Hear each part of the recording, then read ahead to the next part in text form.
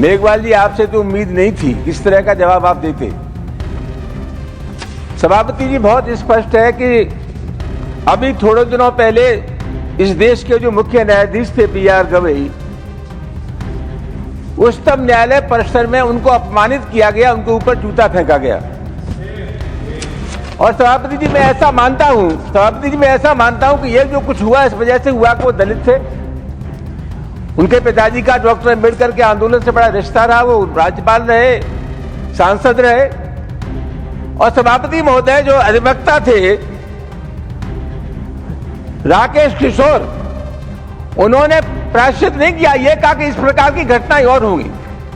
जो मुख्य न्यायाधीश जी थे उन्होंने उदारता दिखाई और उदारता दिखाने के बाद कहा कि कोई कार्रवाई नहीं होनी चाहिए। लेकिन मैं सरकार से यह जानना चाहता हूं कि गृह मंत्रालय आपके अधीन है, उत्तर प्रदेश, दिल्ली की पुलिस आपके अधीन है, क्या आपको स्वतः संज्ञान लेकर के उस अधिवक्ता के खिलाफ कठोर कार्रवाई नहीं करनी चाहिए थी? आपने कोई कार्रवाई नहीं की। Please come to your question,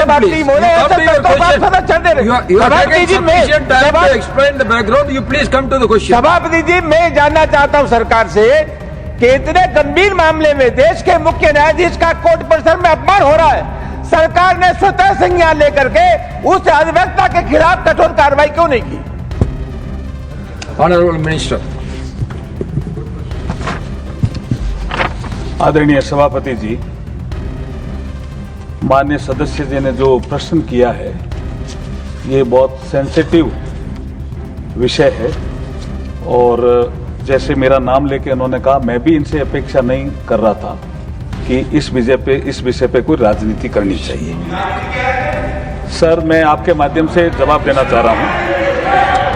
मैं आपके माध्यम से जवाब देना चाह रहा हूं। हमारे संविधान में बैठिए प्लीज बैठिए। ये तो मंत्री जी ने ज्ञान दे दिया, इस ज्ञान की तो हमें थोड़ी बहुत जानकारी थी। असल सवाल ये है सभापति जी कि सरकार को स्वतः संज्ञान लेकर के उसमें रासुका की कार्रवाई करनी चाहिए थी। सभापति महोदय, मैं जानना चाहता हूँ कि ये सोशल मीडिया पर लगातार देश के मुख्य न्यायाधीश के खिलाफ अनवरत एक आंदोलन चलता रहा, उनके अपमान का सरकार ने संज्ञान क्यों नहीं लिया? उनके खिलाफ आपने क्या कार्रवाई की? सभापति जी, प्रश्न संख्या 125। ऑनरेबल मिनिस्टर श्री अर्जुन राम मेघवाल जी। उत्तर सभा पटल पे रखा गया है सभापति जी। First supplementary Shri Ramjilal Suman ji. सभापति जी, अक्सर देखने में ये आ रहा है कि सदन में जो सवाल पूछे जाते हैं उनका सटीक उत्तर नहीं मिलता और आज भी स्थिति है। सभापति जी, मैंने जो सवाल पूछा एक स्पेसिफिक सवाल था। मेघवाल जी, आपसे तो उम्मीद नहीं थी इस तरह का जवाब आप देते। सभापति जी, बहुत स्पष्ट है कि अभी थोड़े दिनों पहले इस देश के जो मुख्य न्यायाधीश थे बी.आर. गवई, उच्चतम न्यायालय परिसर में उनको अपमानित किया गया, उनके ऊपर जूता फेंका गया। और सभापति जी, मैं ऐसा मानता हूं कि ये जो कुछ हुआ इस वजह से हुआ कि वो दलित थे। उनके पिताजी का डॉक्टर अम्बेडकर के आंदोलन से बड़ा रिश्ता रहा, वो राज्यपाल रहे, सांसद रहे। और सभापति महोदय, जो अधिवक्ता थे राकेश किशोर, उन्होंने प्रायश्चित नहीं किया, ये कहा कि इस प्रकार की घटनाएं और होंगी। जो मुख्य न्यायाधीश जी थे उन्होंने उदारता दिखाई और उदारता दिखाने के बाद कहा कि कोई कार्रवाई नहीं होनी चाहिए। लेकिन मैं सरकार से यह जानना चाहता हूं कि गृह मंत्रालय आपके अधीन है, उत्तर प्रदेश, दिल्ली की पुलिस आपके अधीन है, क्या आपको स्वतः संज्ञान लेकर के उस अधिवक्ता के खिलाफ कठोर कार्रवाई नहीं करनी चाहिए थी? आपने कोई कार्रवाई नहीं की। Please come to your question,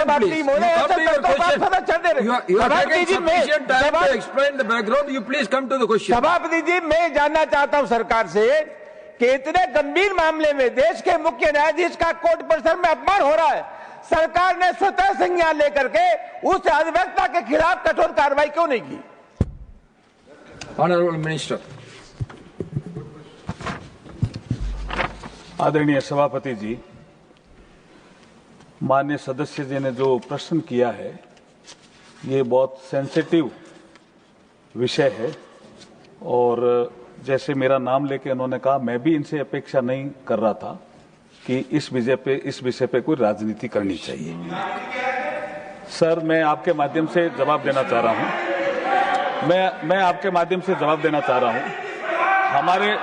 हमारे संविधान में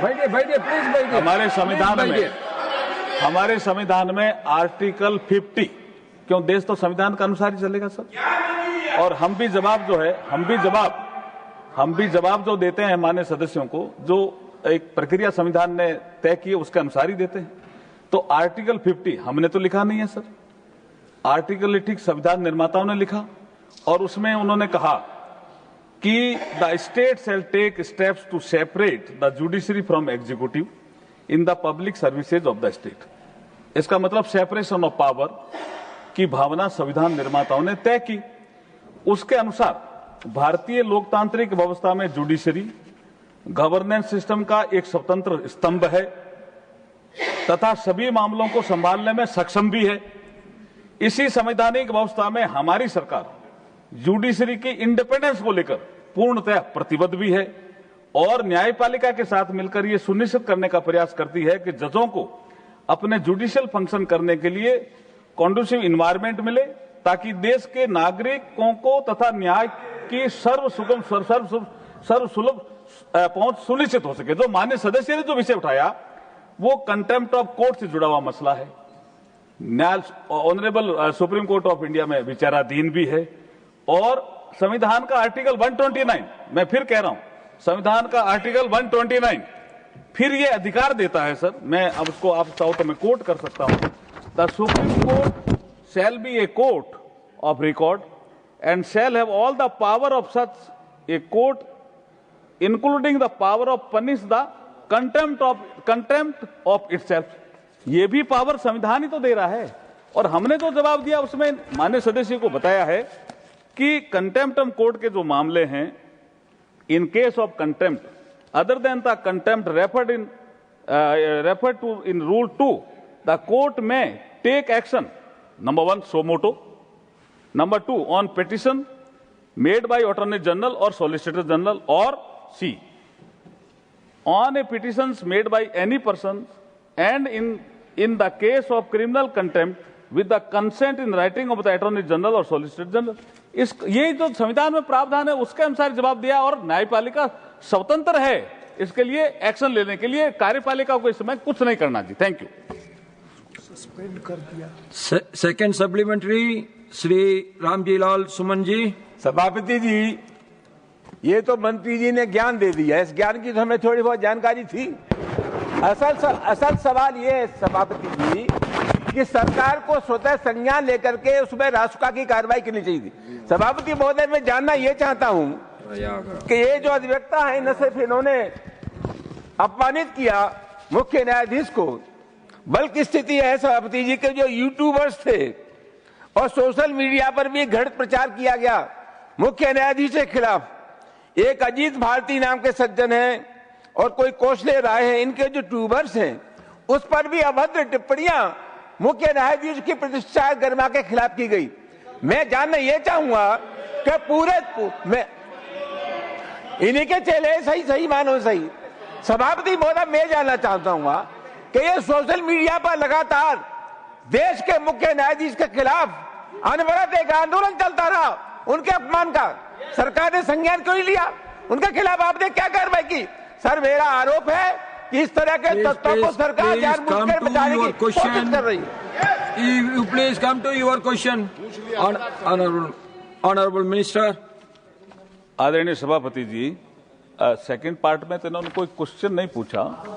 जो उन्होंने अब इनके मन में जो भावना थी वो प्रकट किया, लेकिन मैं एक चीज और आपके माध्यम से सदन को बताना चाहता हूं कि जिस एडवोकेट राकेश कुमार का ये जिक्र कर रहे हैं, बार काउंसिल ऑफ इंडिया ने संज्ञान लिया, उसका जो वकालत करने का जो प्रमाण पत्र था वो रद्द किया, तो एक्शन तो हुआ ही है।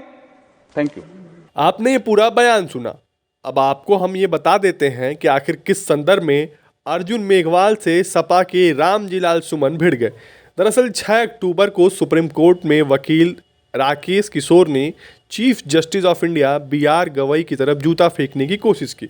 उसके पीछे यह वजह बताई गई कि वह CGI गवई की कही गई एक टिप्पणी से नाराज थे, जिसे उन्होंने सनातन धर्म का अपमान समझा था। खासकर CGI गवई ने कहा था कि भगवान विष्णु की क्षतिग्रस्त मूर्ति की पुनर्स्थापना के लिए देवी देवता से जवाब मांगो। इसे राकेश किशोर ने धार्मिक भावनाओं का अपमान समझा था। इसी को लेकर उस दिन 6 अक्टूबर को उन्होंने जूता फेंकने की कोशिश की थी। हालांकि वो मामला देश में तूल भी पकड़ा था।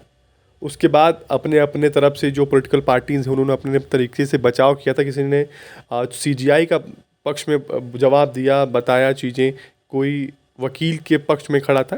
खैर, ये तो रही पुरानी बातें। अभी जो नया विवाद है उसमें जो रामजी लाल सुमन समाजवादी पार्टी के हैं, उनका मानना है कि सरकार ने स्वतः संज्ञान लेते हुए उस वकील पे कार्रवाई क्यों नहीं की। इसी को लेकर आज रामजी लाल सुमन और अर्जुन मेघवाल में भिड़ंत हो गई। फिलहाल को इतना ही। अगर आपको हमारा वीडियो पसंद आया हो तो हमें कमेंट बॉक्स में ज़रूर बताएं। यूपी से रिलेटेड हर छोटी बड़ी खबर के लिए देखते रहिए विजन यूपी।